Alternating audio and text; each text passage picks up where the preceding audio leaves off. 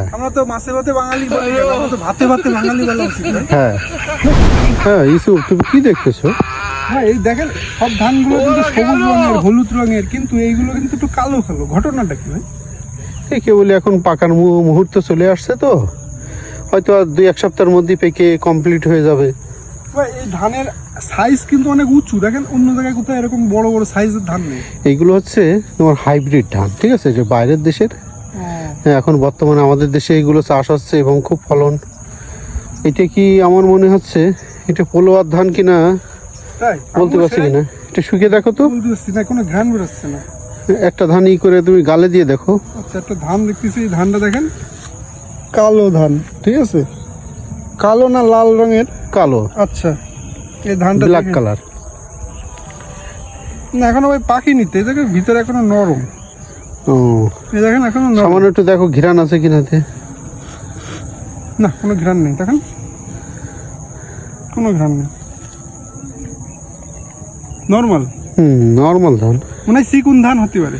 হ্যাঁ ওই দেখা যাচ্ছে যে হাবু ধান হতে পারে। হাবু ধান। হ্যাঁ, হাবু ধানগুলো দেখতে এরকম ছোট ছোট, কিন্তু ভাত খেতেও খুব সুন্দর লাগে। বল, এটা তো বাংলাদেশের প্রধান খাদ্য না ভাই? বাংলাদেশের প্রধান খাদ্য। আর আমরা হচ্ছে 3 বেলায় ভাত খাই। হ্যাঁ আমরা তো মাছে ভাতে বাঙালি বলি কেন? আমরা তো ভাতে ভাতে বাঙালি বলা উচিত ভাই, হ্যাঁ। নাকি? আমরা সকালবেলাও ভাত খাই, দুপুরবেলা আমরা এমন একটা রাষ্ট্রে বসবাস করি যেখানে 3 বেলায় মানুষ ভাত খায়। হ্যাঁ। অন্য রাষ্ট্রে দেখা যাচ্ছে যে অনেকে শখের বসে সপ্তাহে একদিন না, ওরা তো মনে করেন ভাত যে খায়। তাও এইসব ধান ভাত খায় না। ওরা ভাত খায় দেখা গেল পোলাও বা বাসমতি চালের ওই যে অল্প কটা নেয়, আর ওদের তরকারি থাকে প্রচুর।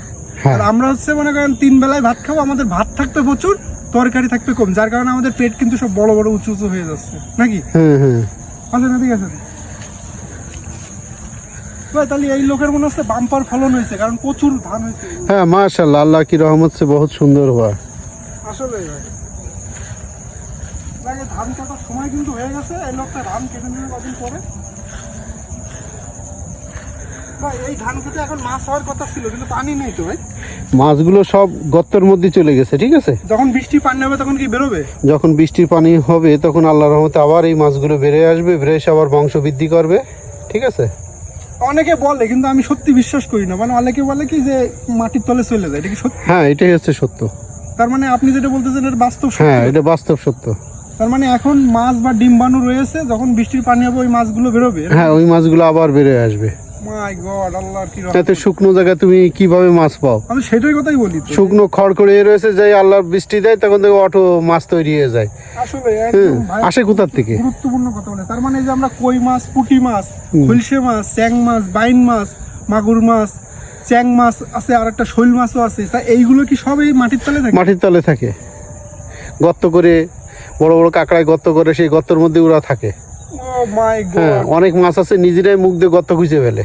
বলেন কি? হ্যাঁ, আমি তো জানি যে কই মাছ এমনি কানসা দিয়ে ডাঙায় ডাঙায় মানে বেরোয় চলে যায়। আমি তো এই সুন্দরবনে গেছিলাম, সেখানে ওরকম দেখি তোমার ওই কিছু মাছ আছে ছোট ছোট, ওরা নিজেরাই মুখ দিয়ে গর্ত করে সেই জায়গায় বাসা বাঁধে থাকে। তো ওই মাছগুলো আমিও দেখেছি, কিন্তু ওই মাছগুলো দেখতে তো ভয় লাগে ভাই, কেরম বড় বড় পাখনা থাকে, হ্যাঁ তাই না?